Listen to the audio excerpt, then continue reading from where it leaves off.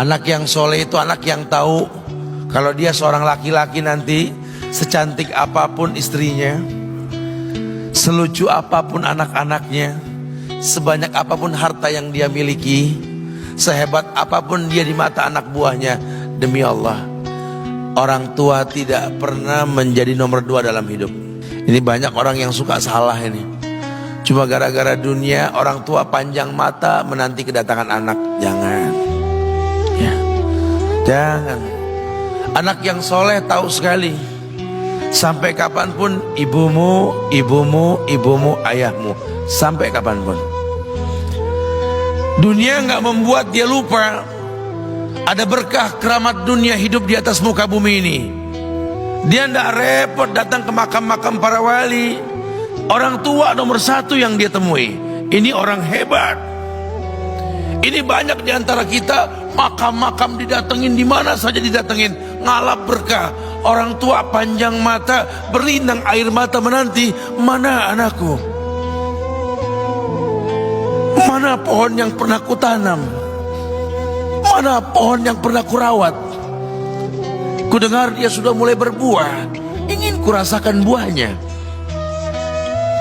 Berani mengeluarkan dana jutaan untuk hal-hal yang gak disyariatkan. Ini orang tua panjang mata. Rela nggak rela, orang tua kita akan mendengar dan melihat. Ma, aku pengen nikah, aku pengen berkeluarga, ma. Ya orang tua ya seneng lah. Cuma kalau inget metik buahnya belum terasa, ya ada perasaan kayak gimana gitu loh. Karena dia tahu setelah ini dia akan menikah, bahwa anak orang ada kehidupan yang berbeda yang bakal dia rasa. Orang tua makin hari makin rentan, bukan makin seger. Yang perempuan dibawa orang, ya Allah. Baru kemarin perasaan mainin poni, ini anak perempuan kita, betul. Baru kemarin mainin kepangan rambutnya, ya Allah.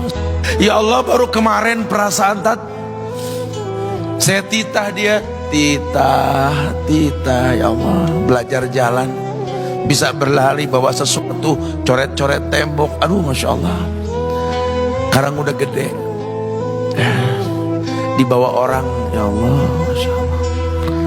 Yang laki dekat sama mamahnya. Baru kemarin tangan mungilnya kita tuntun, kalau kelepas dia nangis, betul. Sekarang tangannya keker besar, tangan ibunya keriput, betul. Mau nangkep tangan anak pun sudah mulai susah. Membawa anak orang datang dengan gagah, cium tangan, cipika-cipiki, udah. Ma, kita jalan dulu, Ma ya. Udah mama, udah.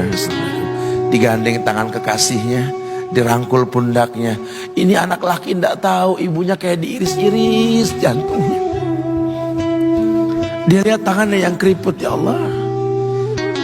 Udah berapa lama tangan ini nggak dibawa sama anak ini? Udah berapa lama tangan ini nggak digandeng sama anak saya? Kita merasa bangga akur merangkul istri kita, ibu kita ngelihat pundaknya. Udah berapa lama pundak ini nggak dirangkul seperti itu, ya Allah. Dulu aku berdandan secantik-cantiknya, ku dandankan anaknya, ku bawa di hadapan kawan-kawanku bangga. Lihat anakku. Tapi dia tidak pernah berdandan rapi membawa aku ke hadapan teman-temannya. Lihatlah ibuku. Ibunya sudah kebayang, ya Allah, ini anak bakal minta nikah sebentar lagi. Yang wajar kalau orang nanam pohon pengen metik buah, wajar. Ini buah belum terasa, pohon sudah mau dibawa. Kebayang tidak? Ya Allah. Mulai dia kebayang. Sehingga rasa-rasa seperti ini menjadi tumpukan rasa di hati orang tua kita, yang nanti pada akhirnya dia pun bakal kembali ke hadirat Allah, kita pun bakal kembali ke Allah, betul? Sementara yang namanya kemuliaan datang dengan cara sabab yang benar. Ridallah fi ridal walidain wa sukhtullah fi sukhtil walidain. Ridanya Allah ada di ridho orang tua, murkanya pun sama. Karena semua ibadah yang dia lakukan berujung pada surga. Dan yang paling gampang ketika dia mau menaklukkan dunia, demi Allah, berkah orang tua dulu yang dia ambil. Ini dirasa oleh orang mulia yang Nabi katakan, innahu min ahlis sama, innahu min ahlis sama. Manhu? Siapa dia?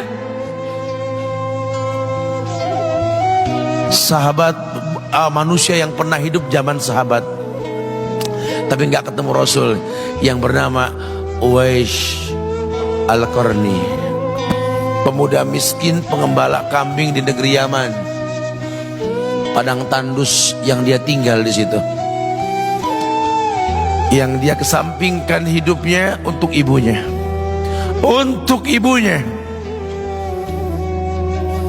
Tidaklah terucap kalimat satu yang ingin ibunya pengen, kecuali Uwais pasti akan melakukannya apapun, dan ibunya cacat.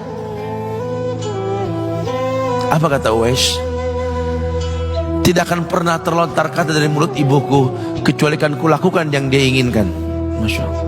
Ibunya cacat dan dia menomorduakan diri, yang penting orang tuanya dulu. Hingga satu waktu ibunya berkata, wahai Uwais, ibu sudah tua. Andai kematian mendatangi ibu, ada beberapa keinginan yang ibu pengen merasakan keinginan tersebut. Mungkin enggak ya? Apa Bu? Katakan. Ibu pengen haji. Bengong, Wais, ya Allah Bu, ini Yaman, Hadramaut, yang sekarang saja pesawat itu bisa 3 jam menuju Saudi itu, 2 jam lebih lah menuju Saudi. Ini lebih jauh lagi, kebayang berapa ratus kilo, berapa ribu kilo, nggak tahu.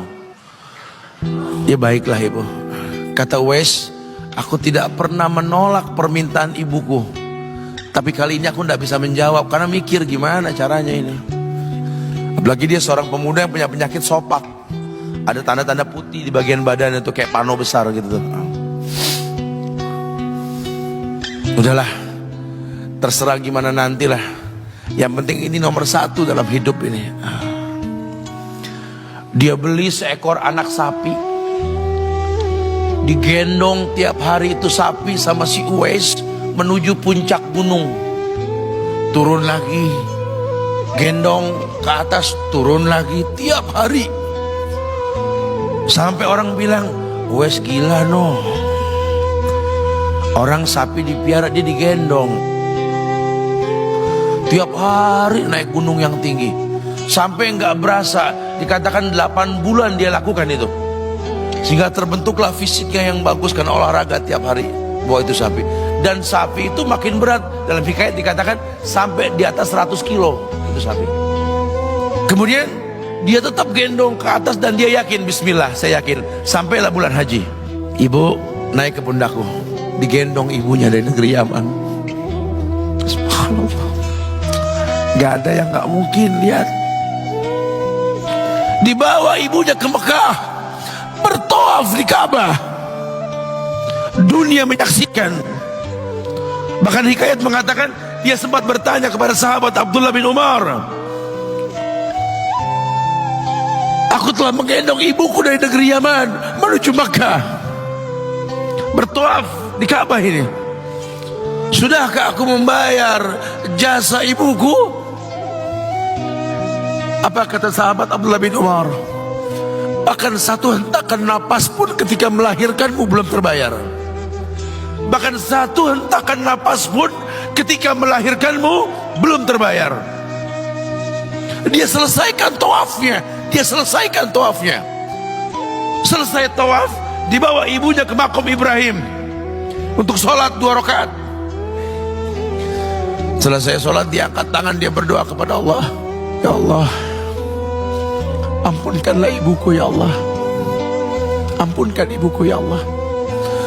Masukkanlah dia ke sorgamu ya Allah. Masukkan dia ke sorgamu ya Allah. Ibunya berbisik, Uwais, sudahlah, mintalah pada Tuhanmu ampunan untuk dirimu dan sorga untukmu. Wallahi wahai ibu, Allah ampunkan kamu, Allah masukkan kamu ke sorga, cukup untukku. Ridhomu yang kubutuhkan wahai ibu. Lihat, manusia saleh, hasil doa Rabbi habli minas solihin. Lihat, makanya ketika Nabi mengatakan innahu min ahli sama, ini manusia penghuni langit. Umar, Ali, temui Uwais.